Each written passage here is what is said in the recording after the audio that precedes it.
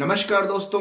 आज मैं आपको बताऊंगा बैंकिंग एग्जाम्स के बारे में कि बैंकिंग एग्जाम्स जब देने बहुत सारे बच्चे जाते हैं तो उसमें से मैक्सिमम बच्चे बैंक के एग्जाम को क्लियर नहीं कर पाते और सिर्फ कुछ ही बच्चे ऐसे होते हैं जो बैंकिंग एग्जाम्स को आसानी से क्लियर कर लेते हैं। तो ऐसा क्या होता है बैंक के एग्जाम में? तो देखिए, सबसे पहले 2011 में आईबीपीएस का बोर्ड बन चुका है 2011 से, जो कि कंबाइन एग्जाम ले रहा है। जितने भी बैंकिंग के गवर्नमेंट सेक्टर के बैंक हैं उन सबके लिए एक कॉमन एग्जाम होता है जो कि आईबीपीएस कंडक्ट करता है। और 2016 से बैंकिंग के एग्जाम अब दो हो चुके हैं। पहला होता है प्री का एग्जाम और उसके बाद फिर होता है जी नेक्स्ट मेंस का एग्जाम। अब देखिए, प्री के एग्जाम में क्या होता है। प्री के एग्जाम में 35 नंबर का मैथ्स आता है, 35 नंबर की रीजनिंग आती है और 30 मार्क्स की इंग्लिश आती है। अब क्या होता है कि बच्चे एक ही सब्जेक्ट को पकड़ कर बैठ जाते हैं और उसी को पढ़ते रहते हैं। जैसे मान लीजिए एक बच्चा मैथ ही पढ़ रहा है, एक बच्चा रीजनिंग ही पढ़ रहा है, तो वो क्या करता है कि मैथ और रीजनिंग में तो बहुत अच्छे नंबर ले लेता है पर इंग्लिश में नंबर नहीं ले पाता। तो बैंकिंग एग्जाम क्लियर करने के लिए मुझे क्या बातें ध्यान में रखनी है?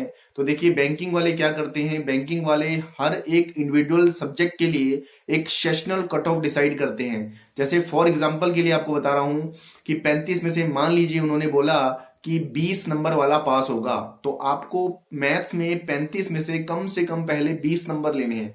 अगर आप 20 नंबर लेंगे तो आपका मैथ क्वालिफाई होगा। अगर आपके 20 मार्क्स नहीं आते हैं तो आपका मैथ का पोर्शन क्वालिफाई नहीं होगा। अब मान लीजिए आपने मैथ्स में मिनिमम 20 मार्क्स ले लिए, अब आपका मैथ क्वालिफाई हो गया। फिर रीजनिंग की बात करें, मान लीजिए 35 नंबर की रीजनिंग में वो बोलते हैं कि रीजनिंग में भी आपको कम से कम 20 मार्क्स लेने हैं 35 में से। तो अब आपको रीजनिंग में भी कम से कम 20 नंबर लेने हैं। अगर आपके 20 नंबर नहीं आते हैं तो आप फिर रीजनिंग का पोर्शन क्वालिफाई नहीं होगा, आप फिर बाहर हो जाएंगे। तो आपको रीजनिंग में भी कम से कम 20 मार्क्स लेने हैं।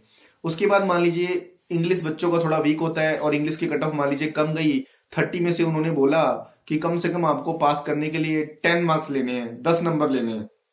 तो आपको इंग्लिश में भी कम से कम 10 नंबर लेने पड़ेंगे। अगर मान लीजिए आपके 10 मार्क्स नहीं आते हैं तो फिर आप कंपटीशन से बाहर हो गए, आपका फिर वो वाला एग्जाम क्वालिफाई नहीं हुआ।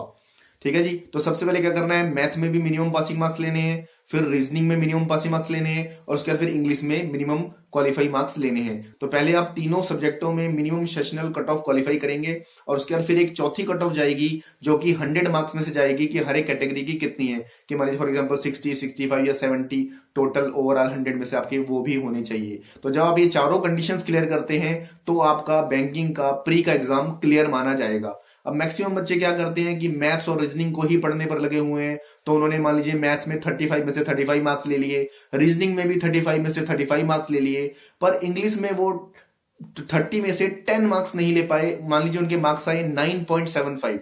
तो अब इंग्लिश की सेशनल कट ऑफ में वो बाहर हो गए। अब देखिए टोटल उनका बन रहा है 35 मैथ्स, 35 रीजनिंग 70 प्लस इंग्लिश के 9.75, दैट इज टोटल बन रहा है 79.75 आउट ऑफ 100, जो कि अप्रोक्सीमेटली 80% के आसपास है। पर फिर भी उनका बैंक का एग्जाम क्वालिफाई नहीं होगा। जबकि एक तीसरा कैंडिडेट जिसने मान लो 30 मैथ्स और 30 रीजनिंग लिए, 60 लिए और वो 10 इंग्लिश में ले गया, तो 70 में भी उसका प्री का एग्जाम क्वालिफाई हो जाएगा। पर दूसरा 79.75 लेकर भी बाहर हो जाएगा अगर वो किसी एक सेक्शन में 0.25 से सेशनल कट ऑफ क्लियर नहीं कर पाता है।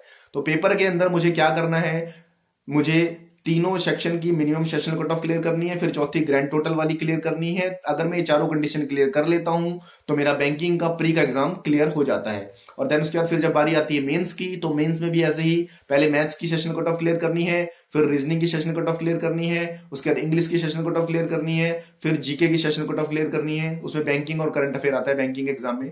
ठीक है जी। और किसी एग्जाम में कंप्यूटर आता है तो कंप्यूटर के भी कट ऑफ क्लियर करनी है। तो 5 सेशनल कट ऑफ और उसके बाद छठी ग्रैंड टोटल वाली कट ऑफ क्लियर करनी है। तो अब आपने क्या करना है, अगर मान लीजिए आपका क्लर्क का एग्जाम है और मेंस में आप ये 5-6 कट ऑफ क्लियर कर जाते हैं तो क्लर्क में तो अब इंटरव्यू नहीं होता है, तो आपका फाइनल सिलेक्शन हो जाएगा। और अगर आपका पीयू का एग्जाम है तो मेंस के बाद फिर आपको इंटरव्यू में भी ऐसी इंडिविजुअल और फिर टोटल ग्रैंड टोटल वाली कट ऑफ क्लियर करनी पड़ेगी और फाइनल में आपका सिलेक्शन होगा अगर आप प्री मेंस और इंटरव्यू की फाइनल सारी सेशनल और सारी ग्रैंड टोटल वाली कट ऑफ क्लियर कर लेते हैं। अब देखिए दिक्कत कहां आती है, तो बच्चों को नहीं पता होता तो वो किसी सब्जेक्ट को बहुत ज्यादा पढ़ते हैं, किसी को बिल्कुल भी नहीं पढ़ पाते, तो सेशनल कट ऑफ में बाहर हो जाते हैं। तो इसलिए मैं आपको ये टिप्स देना चाहूंगा कि अगर आप बैंकिंग में कैरियर बनाना चाहते हैं और आप बैंकिंग एग्जाम क्लियर करना चाहते हैं तो आप अच्छे से मन बनाइए कि हाँ मुझे बैंकिंग में ही जाना है और पहले दिन से ही हर एक सेक्शन को आपने ऐसा नहीं करना कि आप किसी सेक्शन को बहुत ज्यादा पढ़ रहे हैं, किसी को बिल्कुल भी नहीं पढ़ रहे हैं। आप हर एक सेक्शन में एक बैलेंस बना करके चलेंगे, मतलब हर सेक्शन को बराबर बराबर टाइम देंगे और हर सेक्शन पढ़ेंगे और बड़े आराम से प्रिपरेशन करेंगे, तैयारी करेंगे, ताकि जब आप एग्जाम दे करके आए बैंकिंग का तो आपको किसी भी सब्जेक्ट की सेशनल कट ऑफ को क्लियर करने की टेंशन ना रहे, बड़े आराम से आपकी सेशनल कट ऑफ क्लियर हो, ग्रैंड टोटल वाली कट ऑफ क्लियर हो और आपका फाइनल सिलेक्शन हो जाए। तो मैं उम्मीद करता हूं कि जो टिप्स मैंने आज आपको दी हैं वो आपके काम आएंगी। और अगर आप बैंकिंग में जाने का मन बना करके बैठे हैं कि मुझे बैंकिंग में ही जाना है और बैंकिंग की तैयारी कर रहे हैं, तो आप बड़े अच्छे से पहले दिन से ही हर एक सेक्शन को बहुत अच्छे से पढ़ेंगे तो बड़े आराम से आप एग्जाम को क्लियर कर पाएंगे और फाइनल सिलेक्शन ले पाएंगे। तो मेरी तरफ से आप सभी को best of luck for your future and best of luck for your banking exam.